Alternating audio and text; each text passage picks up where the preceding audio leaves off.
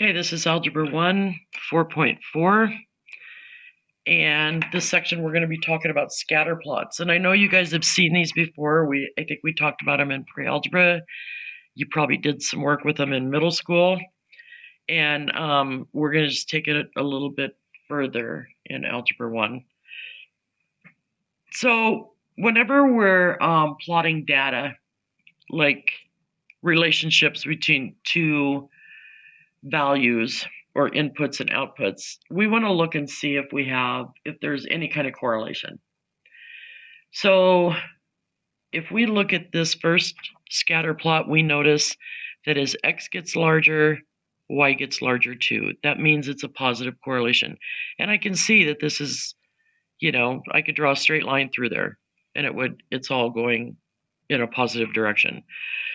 So this also looks like a straight line and it's following a pattern, but this time as x gets bigger, y gets smaller. That means that there's a negative correlation. And then if the scatter plot is just the points are all over the place and there doesn't seem to really be a pattern, we say that there is no correlation in that data set.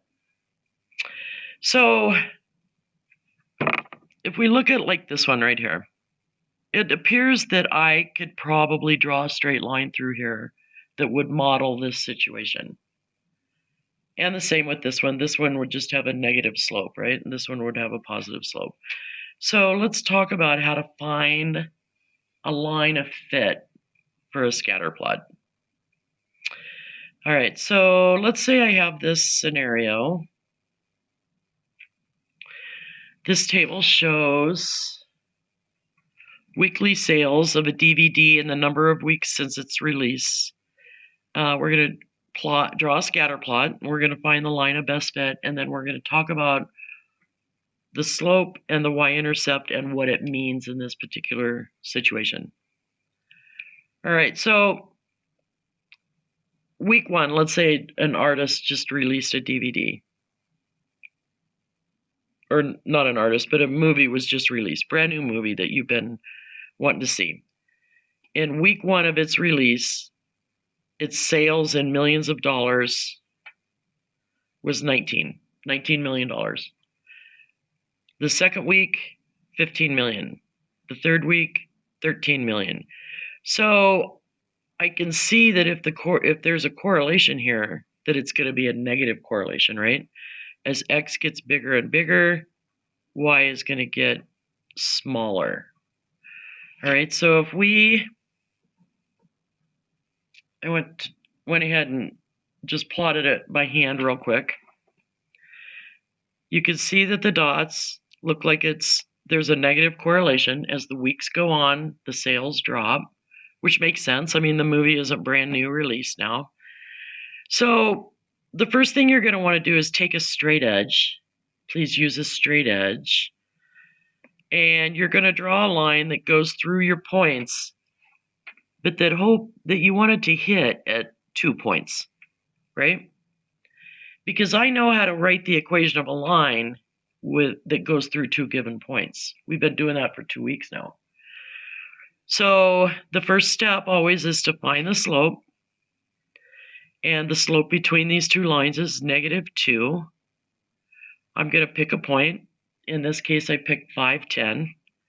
Plug it into here. Y equals mx plus b gives me 10 equals -10 plus b.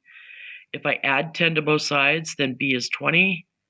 And I end up with this equation as the line that best fits this data. So remember up here, it says interpret the slope and the y-intercept of the line. This is the y-intercept. If I'm going to interpret what that means in this case, doesn't that mean that right away there were about 20 million in sales for this DVD? That's what I started from. This is my starting point. The y-intercept, consider the y-intercept the starting point for problems like this. And the slope is -2. But remember, x is in millions. All of it's in, X is the weeks. I'm sorry, this is in millions. So for every week that we go on, the DVD sales go down by $2 million. That's the interpretation of the slope. And that 20 million is the interpretation of my starting point. So whenever they ask you to interpret the slope and the y-intercept, it's not just merely telling me what it is, but what it means in the context of this problem. And that is 4.4.